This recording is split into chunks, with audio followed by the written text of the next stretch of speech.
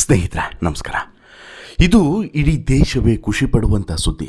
ಇಡೀ ದೇಶವೇ ನಮ್ಮ ಕಾನೂನು ವ್ಯವಸ್ಥೆಯ ಬಗ್ಗೆ ಹೆಮ್ಮೆ ಪಡುವಂಥ ಸುದ್ದಿ. ಇಡೀ ಪ್ರಪಂಚದಲ್ಲಿ ಅತಿ ದೊಡ್ಡ ಚರ್ಚೆ ಆಗಬಲ್ಲಂತಹ ಸುದ್ದಿಯೂ ಕೂಡ ಹೌದು. ಕಾರಣ ಏನು ಅಂತ ಹೇಳಿದ್ರೆ, ಈ ರಕ್ಷಣೆಗೆ ನಿಂತಹ ಆರಕ್ಷಕರೇ ರಾಕ್ಷಸರಂತೆ ವರ್ತಿಸಿ ತಂದೆ ಮಗನನ್ನು ಬಲಿ ಪಡೆದಿದ್ದಂತಹ ಒಂದು ಪ್ರಕರಣಕ್ಕೆ ಈಗ 6 ವರ್ಷಗಳ ನಂತರ ನಿಜವಾದಂತಹ ಒಂದು ತೀರ್ಪೇ ಸಿಕ್ಕಿದೆ, ನ್ಯಾಯ ಸಿಕ್ಕಿದೆ. ಈ ನ್ಯಾಯ ಇದೇ ರೀತಿ ಮುಂದುವರಿತು ಅಂತ ಹೇಳಿದ್ರೆ, ಕೊನೆಗೂ ಕೂಡ ಇದೇ ತೀರ್ಪು ಬಂತು ಅಂತ ಹೇಳಿದ್ರೆ, ಇದೊಂದು ಐತಿಹಾಸಿಕ ತೀರ್ಪಾಗೋದ್ರಲ್ಲಿ ಯಾವ ಅನುಮಾನವೂ ಕೂಡ ಇಲ್ಲ. ಈಗಾಗಲೇ ಈ ಪ್ರಕರಣ ಒಂದು ಮೈಲಿಗಲ್ಲನ್ನು ತಲುಪಾಗಿದೆ. ಬಟ್ ಆದರೆ ಇದರ ಮುಂದಿನ ವಿಚಾರಣೆ ಹೈಯರ್ ಕೋರ್ಟ್ನಲ್ಲಿ ನಡೆಯುತ್ತಲ್ವಾ, ಸುಪ್ರೀಂ ಕೋರ್ಟ್ನಲ್ಲಿ ಹೀಗೆಲ್ಲ ನಡೆಯುತ್ತಲ್ಲ, ಹಾಗಾಗಿ ಅಲ್ಲಿ ಏನಾಗುತ್ತೋ ಗೊತ್ತಿಲ್ಲ.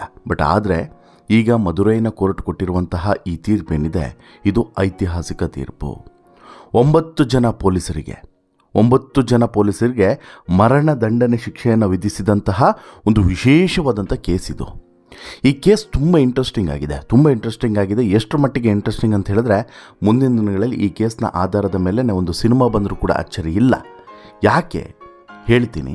ಜೊತೆಗೆ ಈ ಕೇಸ್ನ ಹಿನ್ನೆಲೆ ಏನು ಮತ್ತು ಈ ಕೇಸ್ನಲ್ಲಿ ಪೊಲೀಸರು ರಾಕ್ಷಸರ ರೀತಿ ಯಾಕೆ ವರ್ತಿಸಿದರು, ಏನಾಗಿತ್ತು, ಯಾವಾಗ ನಡೆದಂಥ ಪ್ರಕರಣ, ಪಿನ್ ಟು ಪಿನ್ ಮಾಹಿತಿಯನ್ನು ಕೊಡ್ತಾ ಹೋಗ್ತೀನಿ. ಅದಕ್ಕಿಂತ ಮುಂಚೆ ನೀವಿನ್ನೂ ಕೂಡ ನಮ್ಮ ಚಾನಲನ್ನು ಸಬ್ಸ್ಕ್ರೈಬ್ ಮಾಡಿಲ್ಲ ಅಂದರೆ ದಯವಿಟ್ಟು ಕೂಡಲೇ ಸಬ್ಸ್ಕ್ರೈಬ್ ಮಾಡಿ ಸ್ನೇಹಿತರೆ.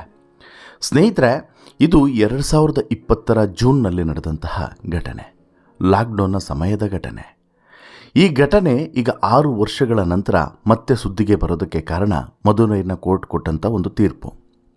ಬಹುಶಃ ನೀವು ಚಿಕ್ಕದಾಗಿ ಎಲ್ಲ ಕಡೆನೂ ಕೂಡ ನೋಡಿರ್ತೀರ, ಹೆಡ್ಲೈನ್ಗಳು ಗಮನಿಸಿರ್ತೀರ. ಬಟ್ ಇನ್ಸೈಡ್ ಏನಾಗಿತ್ತು ಅನ್ನುವಂಥದ್ದನ್ನು ಬಹುಶಃ ನೀವು ನೋಡಿರಲಿಕ್ಕಿಲ್ಲ. ಈಗ ಅದನ್ನೇ ಹೇಳ್ತಾ ಹೋಗ್ತೀನಿ ನೋಡಿ.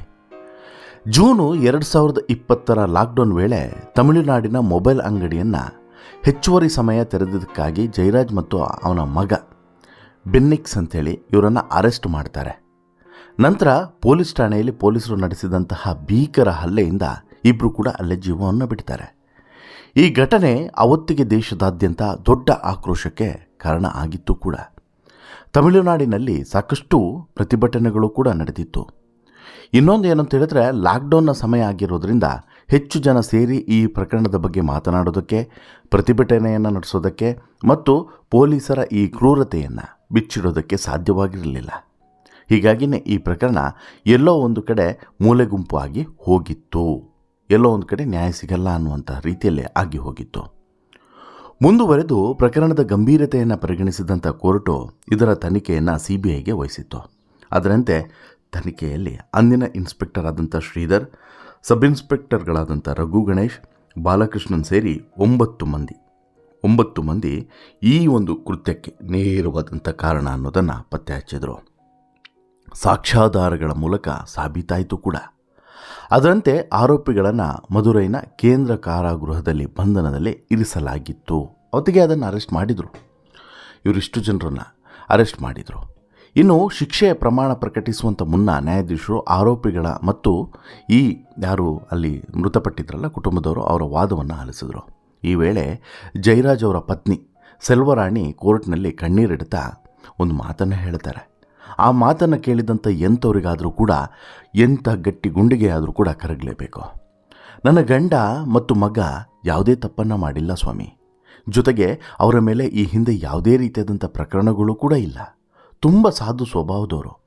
ಹಾಗಾಗಿ ಅಂತಹ ಅಮಾಯಕರನ್ನು ಠಾಣೆಯಲ್ಲಿ ಕರೆದುಕೊಂಡು ಹೋಗಿ ಹೊಡೆದು ಅವ್ರಿಗೆ ಜೀವವನ್ನು ತೆಗೆಯುವ ರೀತಿ ಮಾಡಿದಂಥವ್ರಿಗೆ ನೀವು ಎಷ್ಟು ಗರಿಷ್ಠ ಪ್ರಮಾಣದ ಶಿಕ್ಷೆಯನ್ನು ಕೊಡೋಕ್ಕೆ ಸಾಧ್ಯ ಇದೆಯೋ ಅಷ್ಟನ್ನು ಕೊಟ್ಟು ನಮಗೆ ನ್ಯಾಯವನ್ನು ಒದಗಿಸಬೇಕು. ನನಗೆ ನನ್ನ ಗಂಡ ಮಗ ಮತ್ತೆ ಬರ್ತಾರೆ, ಮತ್ತೆ ಸಿಗ್ತಾರೆ, ಅದು ಅಸಾಧ್ಯ. ಆ ನಂಬಿಕೆನೇ ಇಲ್ಲ, ಆಗೋದಿಲ್ಲ. ಆದರೆ ಅವ್ರು ಯಾವ ರೀತಿ ನರಳಿ ಅಲ್ಲಿ ಜೀವ ಬಿಟ್ರಲ್ಲ, ಅದೇ ರೀತಿ ಇವರು ಕೂಡ ನರಳಬೇಕು ಅನ್ನೋದನ್ನು ಇವರಿಲ್ಲಿ ಕೋರ್ಟ್ನ ಮುಂದೆ ಮನವಿ ಮಾಡಿದರು. ಮತ್ತೊಂದು ಕಡೆ ಆರೋಪಿ ಪೊಲೀಸರು ತಮ್ಮ ಕುಟುಂಬದ ಹಿನ್ನೆಲೆಯನ್ನು ಪರಿಗಣಿಸಿ ಕನಿಷ್ಠ ಶಿಕ್ಷೆಯನ್ನು ಕೊಡಿ ಸ್ವಾಮಿ ಅಂತಲೂ ಕೂಡ ಕೇಳಿದರು.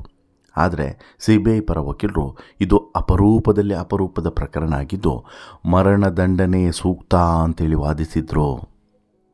ಈ 9 ಜನ ಪೊಲೀಸರಿದ್ದಾರಲ್ಲ, ಇವ್ರೇನು ಹೇಳ್ತಾರೆ, ಇಲ್ಲ ನಮಗೆ ಕಡಿಮೆ ಶಿಕ್ಷೆಯನ್ನು ಕೊಡಿ ಅನ್ನುವಂಥದ್ದು. ಆದರೆ ಈ ರಾಕ್ಷಸರಿಗೆ ಅವತ್ತು ಅರ್ಥ ಆಗಲಿಲ್ಲ ನೋಡಿ. ಪಾಪ ಏನೂ ಅರಿಯದಂಥ ಅಮಾಯಕರೇ. ಏನೋ 1 ಗಂಟೆ ಹೆಚ್ಚಿಗೆದ್ದು ಅಂಗಡಿ ಓಪನ್ ಇಟ್ಟರೆ ಒಂದು 10 ರೂಪಾಯಿ ಕಾಸಾಗುತ್ತೆ, ಮನೆ ನಿರ್ವಹಣೆಗೆ ನೆರವಾಗ್ತದೆ ಎನ್ನುವಂಥ ಕಾರಣಕ್ಕೋಸ್ಕರ ಅಂಗಡಿ ಓಪನ್ ಮಾಡಿಟ್ಟಿದ್ರು. ಅಂಗಡಿ ಓಪನ್ ಮಾಡಿಟ್ಟಿದ್ದೆ ದೊಡ್ಡ ಅಪರಾಧ ಅನ್ನೋ ರೀತಿಯಲ್ಲಿ.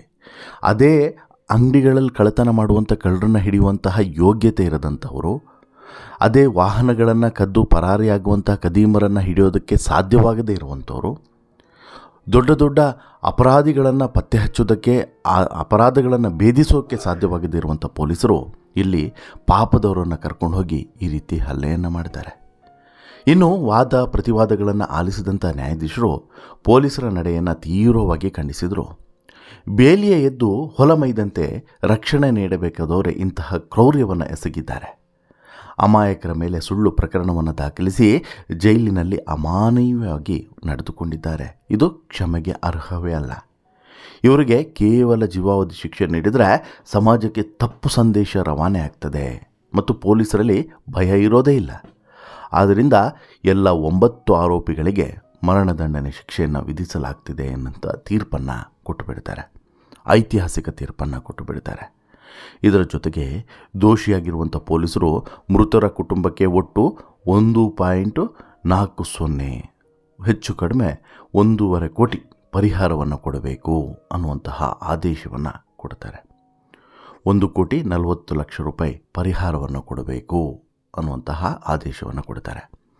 ಇನ್ಸ್ಪೆಕ್ಟರ್ ತೇಗು, ಸಬ್ ಇನ್ಸ್ಪೆಕ್ಟರ್ಗಳಾದಂಥ ಬಾಲಕೃಷ್ಣನ್, ರಘುಣ ಗಣೇಶನ್ ಮತ್ತು ಇತರ 6 ಪೊಲೀಸ್ ಸಿಬ್ಬಂದಿಗಳಾದಂಥ ಮುರುಗನ್, ಸಾಮದುರೈ, ಮುತ್ತುರಾಜನ್, ಚೆಲ್ಲದುರೈ, ಥಾಮಸ್ ಫ್ರಾನ್ಸಿಸ್, ಮೇಲ್ಮುತ್ತು ಇಷ್ಟೂ ಜನರನ್ನು ಕೂಡ ಈಗ ಮರಣದಂಡನೆ ಶಿಕ್ಷೆಗೆ ಗುರಿಪಡಿಸಲಾಗಿದೆ.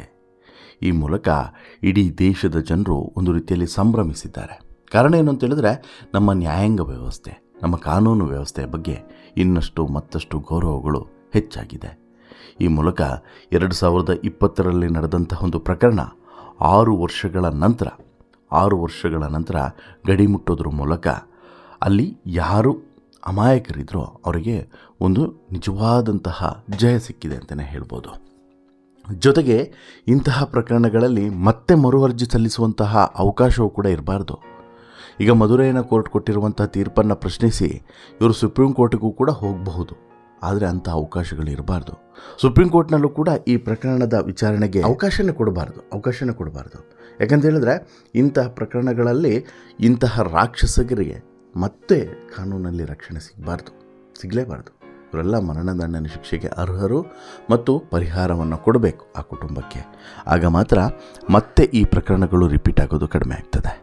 ನಿಮಗೇನು ಅನಿಸುತ್ತೆ ಸ್ನೇಹಿತರೆ, ಈ ಪ್ರಕರಣದ ತೀರ್ಪನ್ನು ನೋಡಿದ ಬಳಿಕ ನಿಮಗೆಷ್ಟು ಖುಷಿಯಾಯಿತು? ನಿಮ್ಮ ಅಭಿಪ್ರಾಯ ಏನು?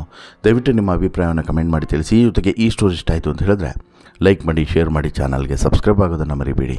ಧನ್ಯವಾದ.